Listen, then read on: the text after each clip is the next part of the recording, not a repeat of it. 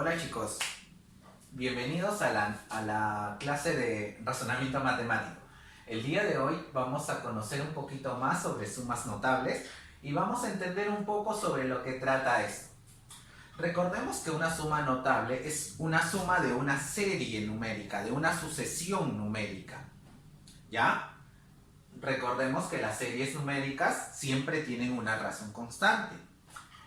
Y aquí vamos a ver algunos casos de sumas notables, donde podemos aplicar las distintas fórmulas. Por ejemplo, en la primera es una serie de números naturales consecutivos, 1, 2, 3, hasta el número n. Recordemos que n también va a ser la cantidad de términos que va a tener toda esa sucesión. Y todo eso puede ser reemplazado como n por n más 1 sobre 2. Recordemos que siempre n será la cantidad de términos. En la siguiente propiedad también tendremos una suma de pares consecutivos. Recordemos que esta fórmula solamente puede ser aplicada si comenzamos desde el primer par consecutivo, que será el número 2. Entonces empezaríamos como 2 más 4 más 6 más 8, hasta el último término que debe ser representado por 2n, 2 veces n, donde n será la cantidad de todos estos términos. Es decir, si fuera desde el 2 hasta el 100, 2 más 4 más 6 hasta el 100, entonces la cantidad de términos sería 50. 2 por 50, 100. Y la fórmula que aplicaríamos sería n por n más 1. También se puede aplicar en la suma de impares consecutivos, como podemos observar aquí. Entonces tendríamos 1 más 3 más 5 más 7, ¿hasta qué número? Hasta el número representado por 2n menos 1. Sabemos que el n, ¿quién va a ser? El último término. No podemos olvidarnos de eso. Perdón, el n va a ser la cantidad de términos. Entonces, un ejemplo nada más. Si nosotros quisiéramos sumar desde el 1 hasta el 99, porque el 99 es un impar, entonces el 99 tiene que ser igual a 2n menos 1. ¿Para eso qué hago? 2n menos 1 es igual a 99. El menos 1 pasa a sumar, 2n es igual a 100. Por lo tanto, ¿cuántos términos habrían? 50 términos. Y ahí sí, 50 al cuadrado sería igual a la suma de todos estos términos. De la misma forma, la suma de los cuadrados perfectos. 1 al cuadrado, más 2 al cuadrado, más 3 al cuadrado, más 4. Y así hasta llegar a n al cuadrado. Entonces, ¿qué fórmula aplicaríamos? N por n más 1 por 2 veces n más 1, todo dividido entre 6. Recordemos y no olvidemos de que n siempre va a ser la cantidad de términos. De la misma forma en los cubos perfectos. Obviamente aquí hablamos de cubos consecutivos, ¿no? 1 más 2 más 3 más hasta llegar al n al cubo. Y esto se puede representar como n por n más 1 dividido entre 2 y todo elevado al cuadrado. Ahora vamos a seguir observando otros casos más donde también vamos a aplicar algunas fórmulas. Ya chicos, continuando con las sumas notables, vamos a tener también otro tipo de propiedades, ¿ya? Por ejemplo, vamos a conocer la suma de los números triangulares. Ahora, ¿cómo podemos saber que un número es triangular? Recordemos y observemos la siguiente figura. Nosotros vamos a conocer los números triangulares dependiendo de los puntos que necesitemos para formar un triángulo. ¿Ya? Es decir, si nosotros observamos este tipo de números, o también podemos expresarlos de esta manera. El 1 lo podemos expresar como 1 por 2 entre 2. 1 por 2, 2 entre 2, 1. Perfecto. El 3 lo podemos reemplazar como 2 por 3 entre 2. 2 por 3 es 6, entre 2, 3. El 6 lo podemos reemplazar como 3 por 4 entre 2. A todos estos números que me sirven o me ayudan a formar un triángulo, les vamos a llamar números triangulares. Y como podemos ver, los hemos expresado de esta forma. N por n más 1 entre 2. Solamente he tratado de expresarlos de una forma diferente. Ahora, la suma de los números triangulares siempre será igual a n por n más 1 por n más 2 y todo dividido entre 6. Luego vamos a conocer la suma de los primeros productos binarios. A ver, para conocer la suma de estos, recordemos, deben tener siempre la forma de productos y deben ser binarios, es decir, 1 por 2 más 2 por 3 más 3 por 4, así hasta llegar a n por n más 1. Y todo esto siempre será igual al último término, n por n más 1 por n más 2 y todo dividido entre 3. De la misma forma, vamos a conocer la suma de los primeros productos ternarios, que cuando observemos la siguiente forma, que sean 1 por 2 por 3 más 2 por 3 por 4 más, así hasta llegar a n por n más 1 por n más 2, todo esto siempre será igual a n por n más 1 por n más 2 por n más 3 y todo dividido entre 4. Y por último llegaremos a la suma de los primeros inversos de los productos binarios. Y será de la siguiente forma, ¿no? 1 entre 1 por 2 más 1 entre 2 por 3 más 1 entre 3 por 4. Y así, y así, y así. Recordemos, miren, si observamos esto, nosotros podemos escribirlo de otra forma, ¿ya? Como esto es una multiplicación y nosotros observamos, miren, la diferencia entre estos dos valores siempre será, ¿quién? Siempre será la unidad. 4 menos 3, 1, 3 menos 2, 1, 2 menos 1, 1. Entonces yo también lo puedo escribir desde otro punto. Lo puedo escribir como 1 menos 1 medio. Más 1 medio menos 1 tercio.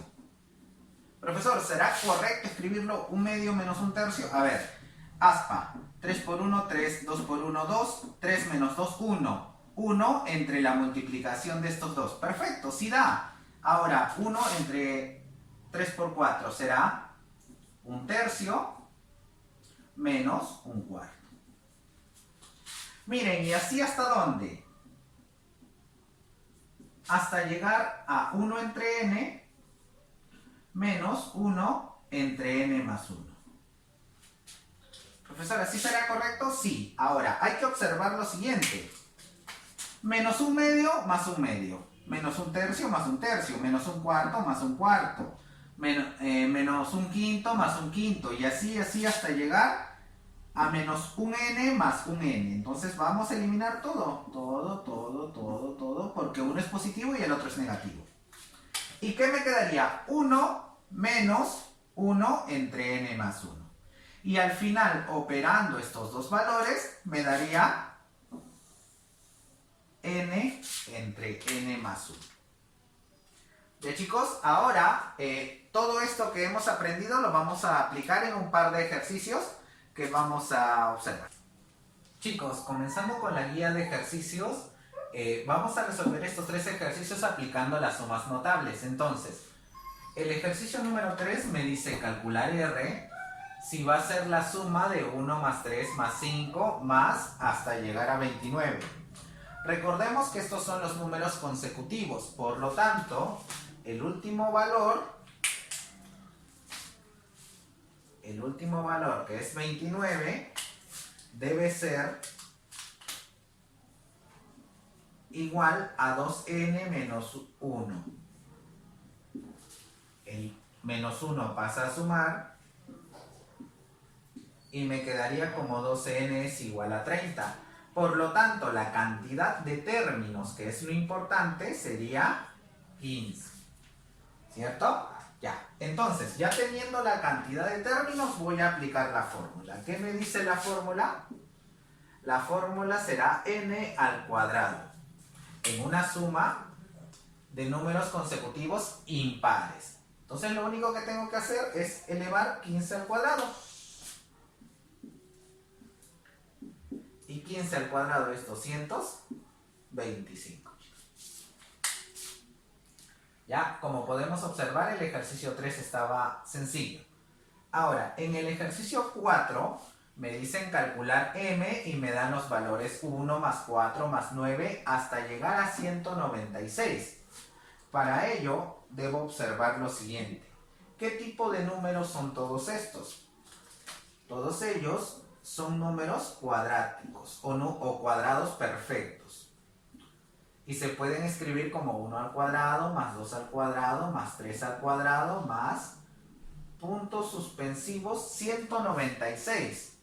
Recordemos que 196 es 14 al cuadrado.